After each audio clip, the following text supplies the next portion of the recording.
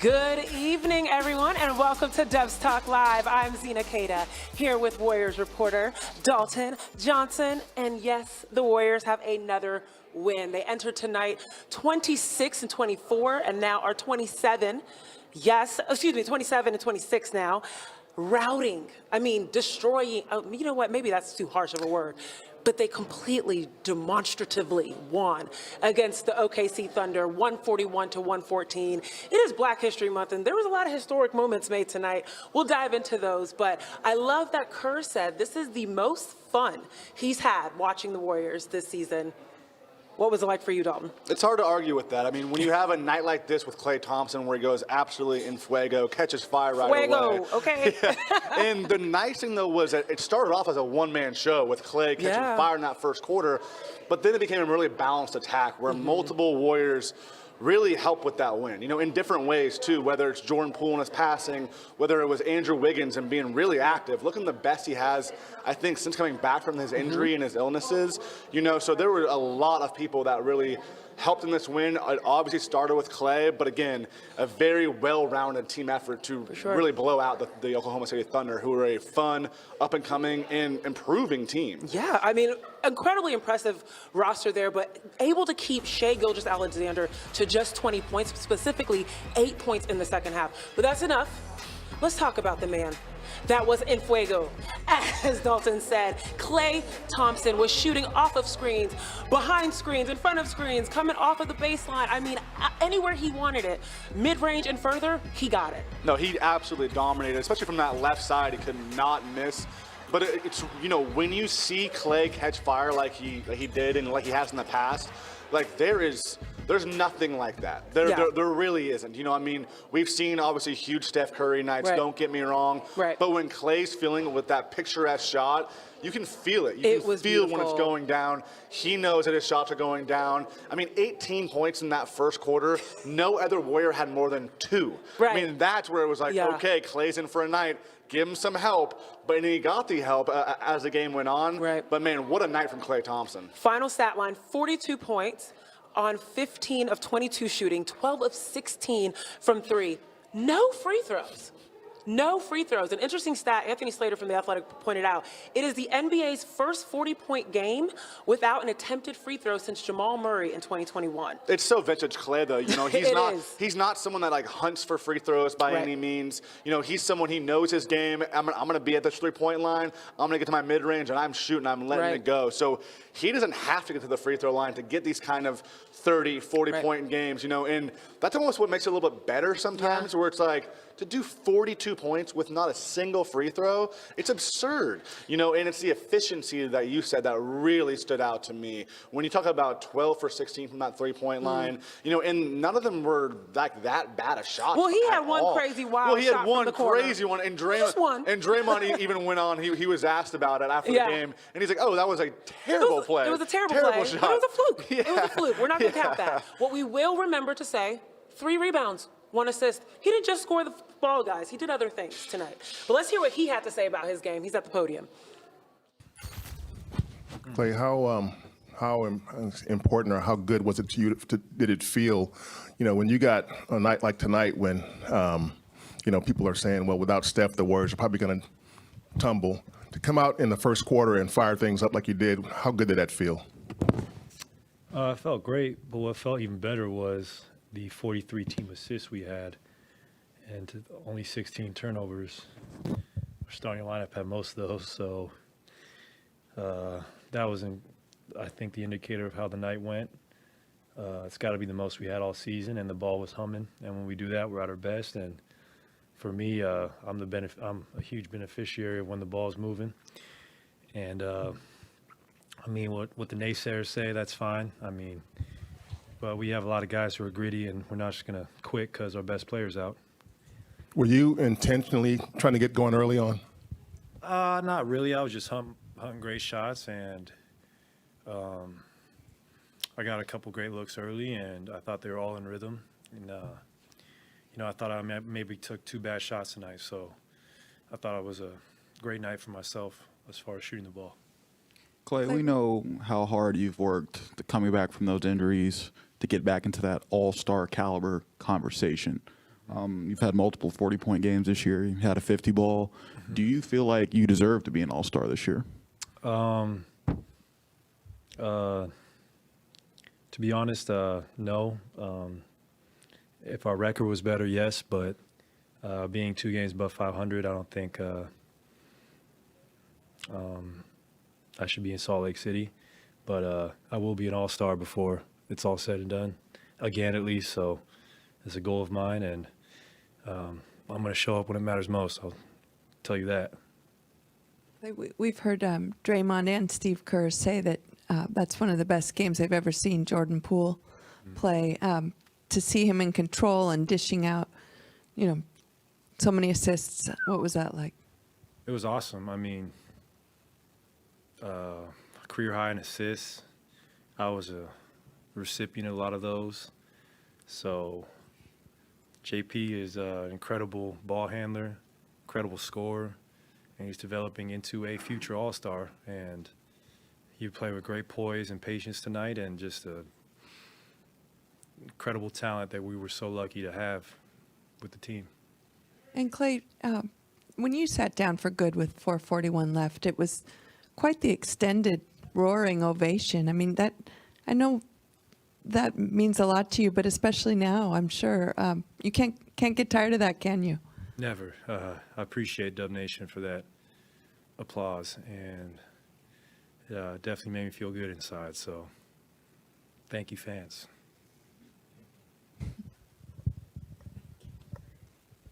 Hi, Klay. Congratulations for the win.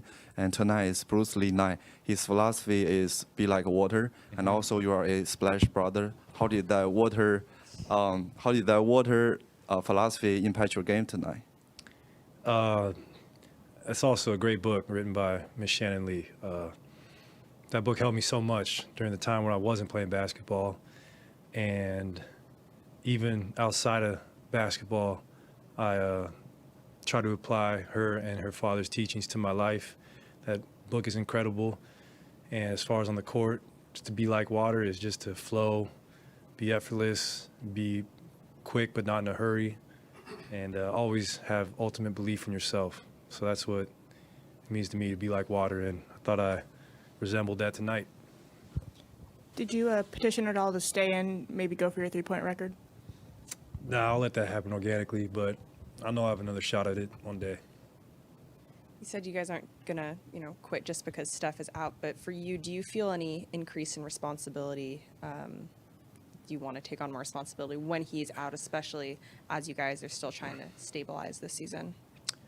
I mean, I might get a few more field goal attempts, but I just gotta be myself and play my game, and that's simplifying things. I'm not gonna go out there and play hero ball. That's when I get in trouble. So although Steph's out, it's a strength in numbers game, and we got to collectively come together and pick up for his absence.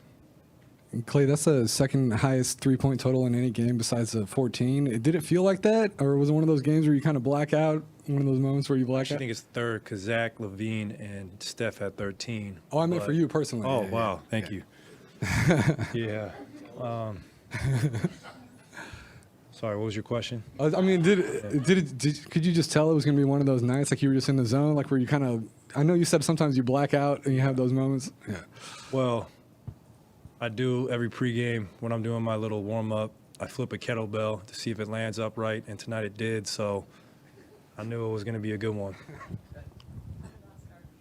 What's that? It's been 5 years since I've been doing that, and it's rare it happens, but when it does, it's nice.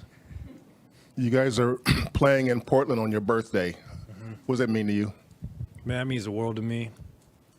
It's such a special moment for myself, my family. I just can't wait. I mean, I grew up going to games with my dad in that building.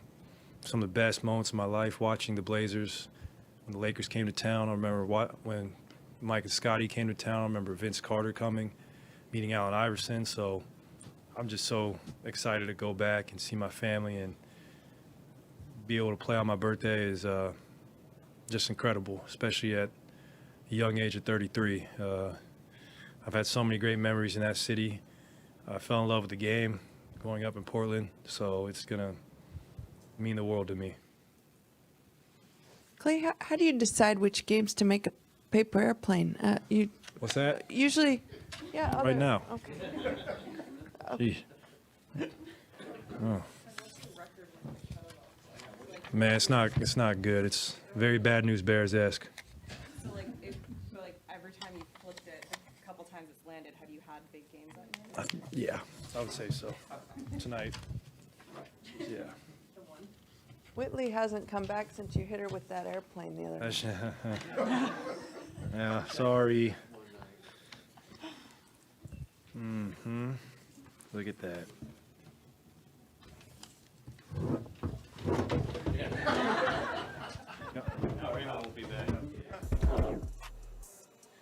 There's so much I love about that, but developing into a future all-star for Jordan Poole and then also be like water, which makes me think of this tweet right here.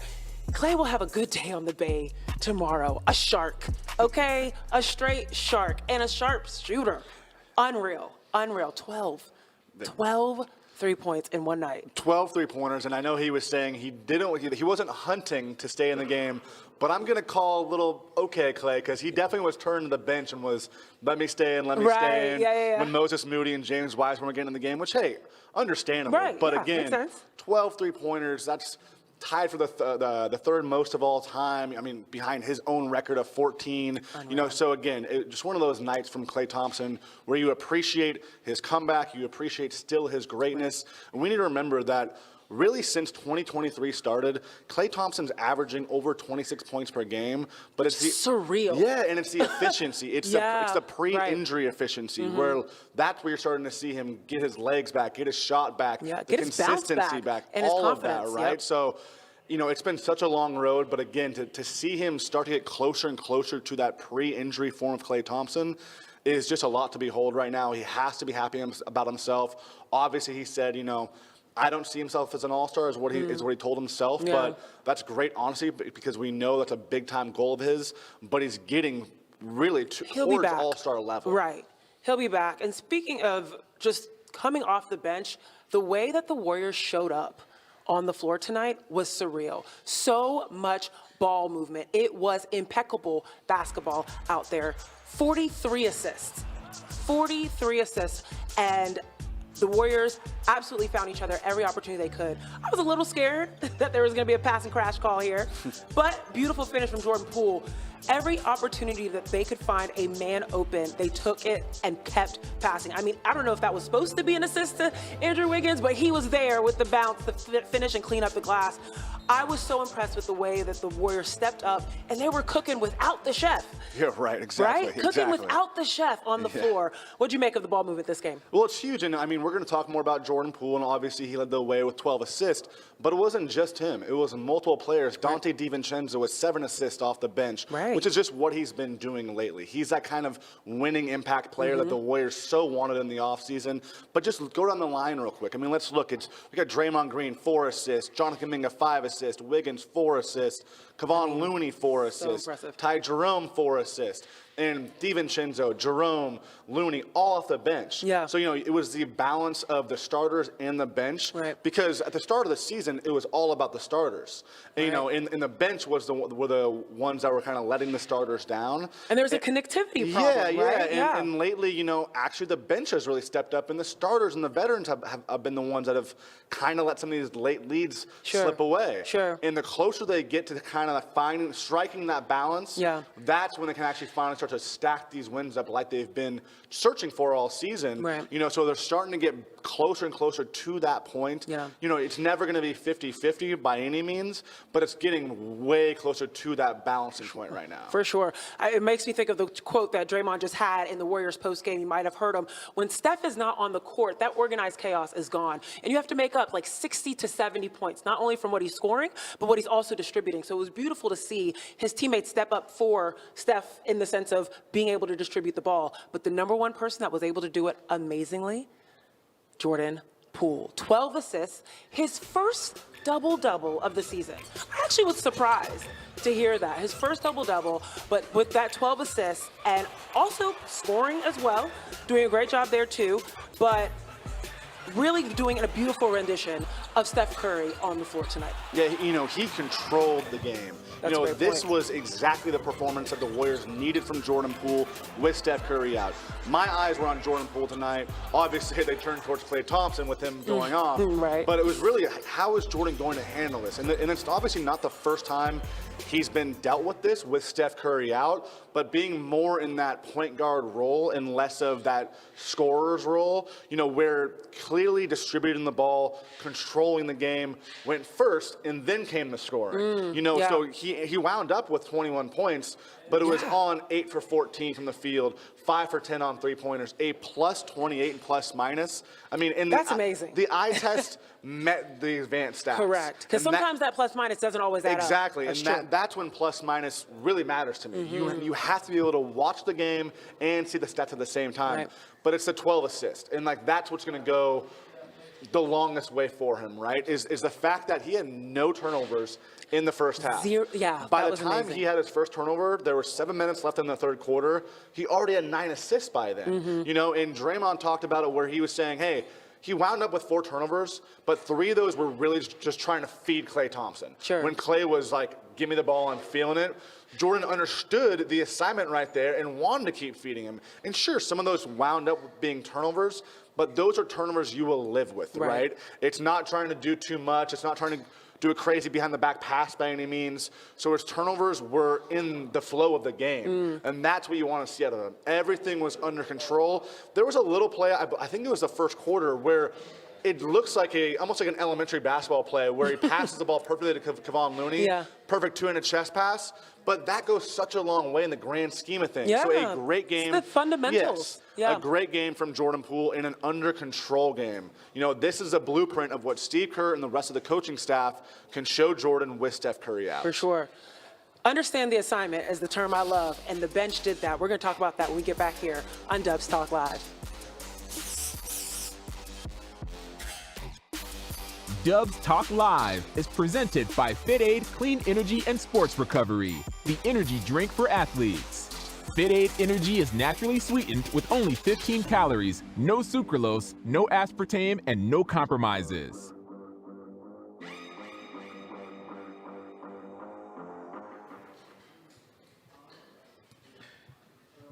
All right, let's get YouTube going. Hello, everyone.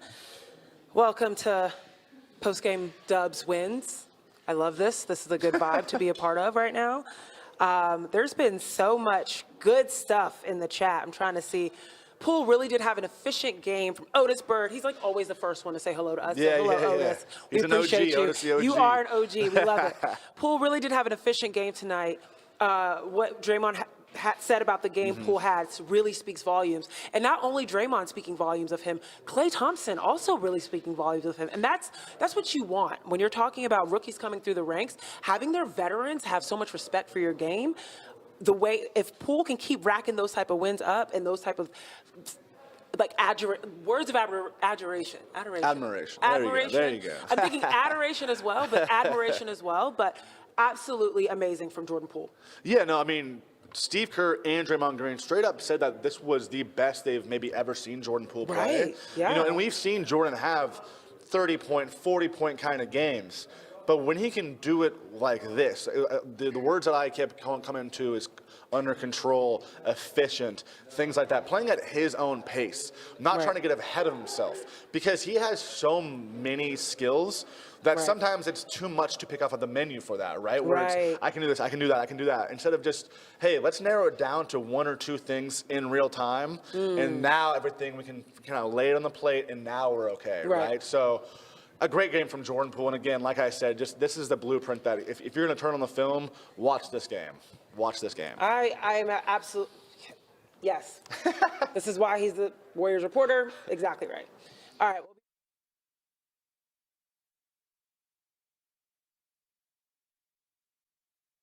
I do love those jerseys.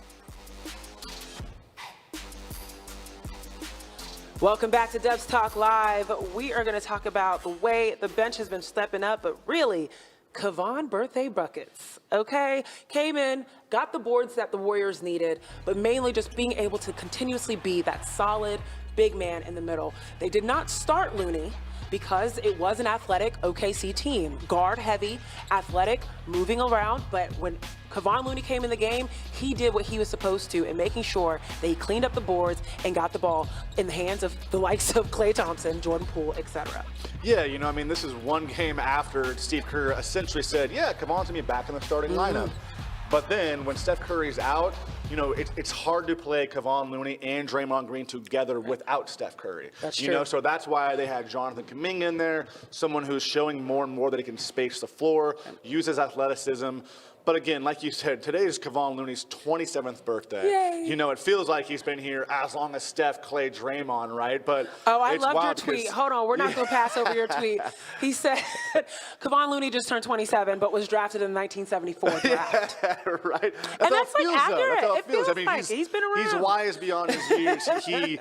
he plays this old school game. You know, he's someone that for a long time love now, that. veterans and younger players can go to in the locker room. They trust him so well. And tonight was another example of why they trust him so Yeah, well. 1000%. Hey, you're back in the starting lineup. Oh, wait, actually, you're coming off the bench on your birthday. All you're going to do is grab 11 rebounds off the bench, be a plus 21, 4 assists, 4 points. So a very much of a quintessential Kevon Looney game. Right. And shows why he's such a foundational piece. 1000%. You know, I mean, Klay can have his 42 and Jordan can have his big kind of scoring nights. Right. But you're not going to win these kind of games without what Kevon Looney does for you. Right. The screen setting, the passing out of the post, all of that. So again, a very quintessential Kevon Looney game to me, and showed why they just trust him so much. With whatever role they give him, they know he's going to be able to shine in that role. Right. And you mentioned the reason why he played last game, started last game, and then had to sit. And it's about the Steph Curry injury. And I want to touch on this because it is absolutely insane how much injuries have plagued the Warriors. I am a sideline reporter for the Santa Cruz Warriors, and obviously today we heard that Ryan Rollins has a Jones fracture and will be dealing with or be going into surgery to handle that. He's been having some foot issues since last summer, and it's really unfortunate when you look right now how many notable injuries have plagued the Warriors, and I feel like this is a year-over-year issue where this continues to happen, where they're missing significant games at the crucial parts of the season. And now Steph Curry going out with his high ankle sprain. I will call it a high ankle sprain because the other label is a little bit more intense to say. And again, as Kareth mentioned in the post game, high ankle sprain, hoping that he'll be able to come back soon. But without him in, these injuries continuously change the way that the Warriors have to show up to every single game, what their starting lineups, their rotations. Talk about the challenges a little bit about what happens when you keep having these injuries. Well, it's a little bit of deja vu from last season, right? Where, you know, Klay Thompson comes back, Draymond Green goes out. Right. Draymond Green comes back, Steph Curry goes out. So that's the only thing that luckily they can take from last season is that they played their best basketball once the playoffs started. They have experience with this, a history with this. You never want to see an injury, but they know that they've dealt with this in the past and can overcome it because of that. I'm really hoping that those people that have been able to overcome those injuries can reach out to Ryan Rollins and the younger players as they experience this. But wishing him the best with the surgery, and hopefully that he'll be able to recover quickly. When we come back, we'll talk about the rest of the games right before All-Star break. Dubs Talk Live is presented by FitAid Clean Energy and Sports Recovery, the energy drink for athletes. FitAid Energy is naturally sweetened with only 15 calories, no sucralose, no aspartame, and no compromises.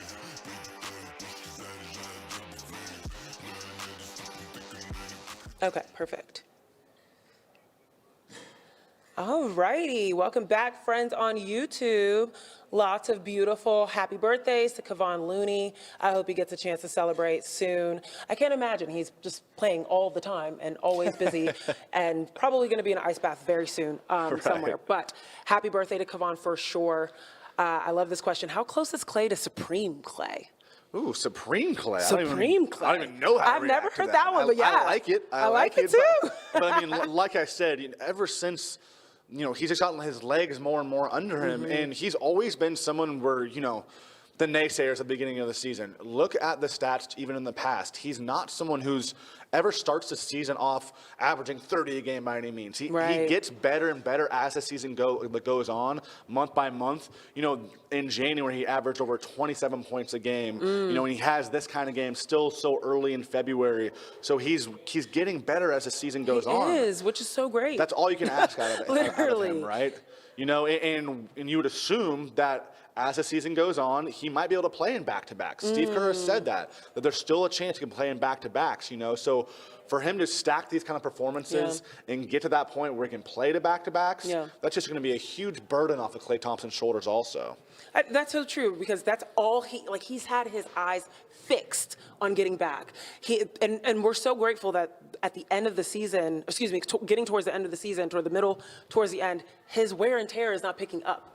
It seems like he's getting better. Yes. And he's getting that endurance back. And that's really, really key for his confidence and his ability. And so super excited to see that as the season goes on, he's actually improving. It's just all about consistency now, you know, putting those together, see what happens. What's the word you said? Efficiency.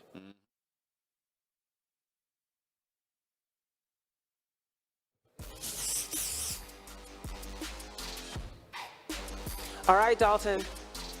We're back on Dubs Talk Live. We've got 4 games left until All-Star break. Are you going to All-Star? I am not, no. I'm going to take a little bit of a break. Okay, no, you deserve that. He's literally going to pack his bags and be going to the Portland game tomorrow morning. But I will be going to All-Star, but we've got 4 games here. We're looking at 4 games on this calendar for the Warriors.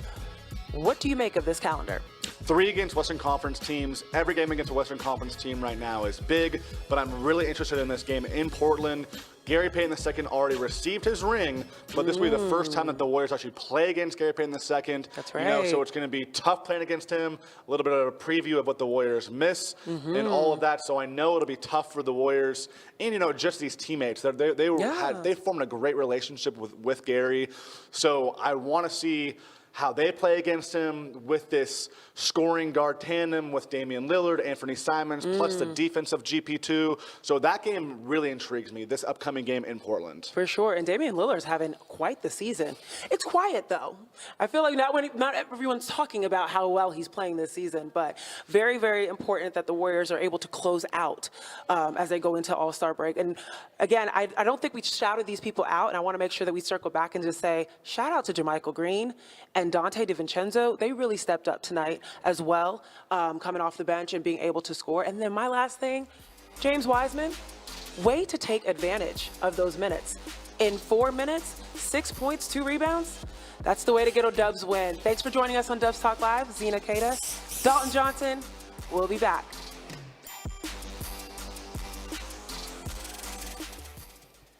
All righty.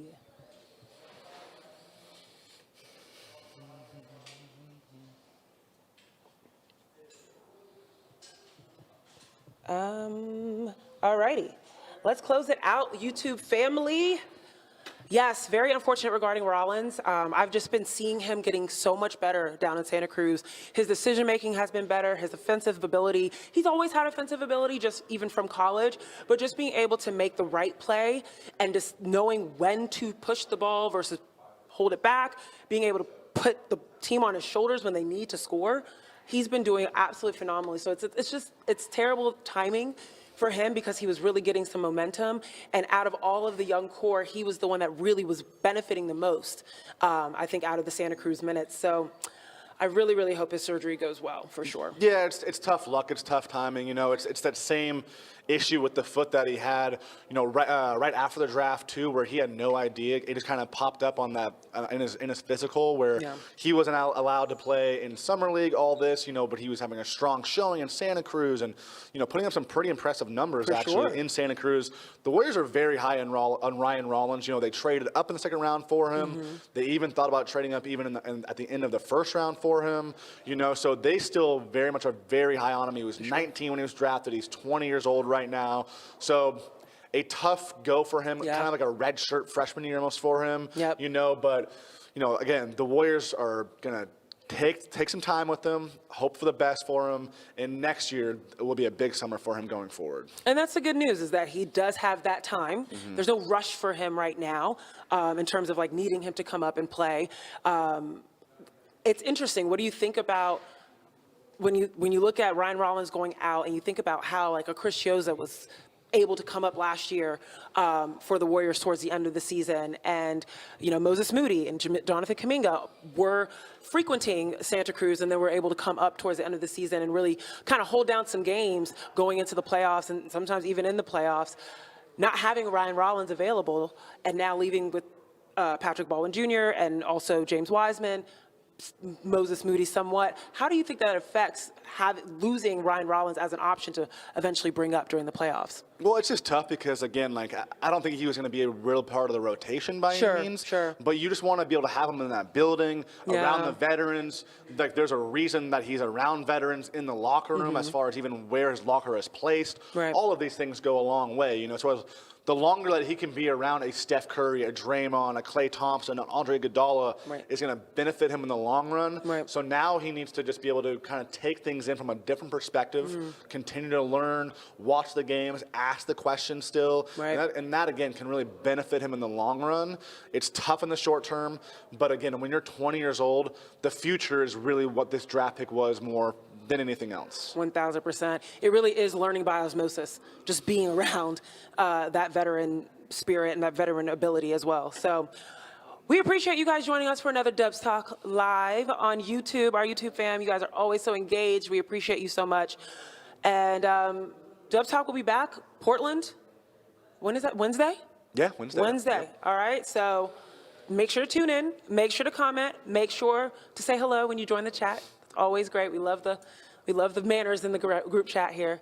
Again, Zena Keita, Dalton Johnson. We appreciate you guys. Have a good night. See ya.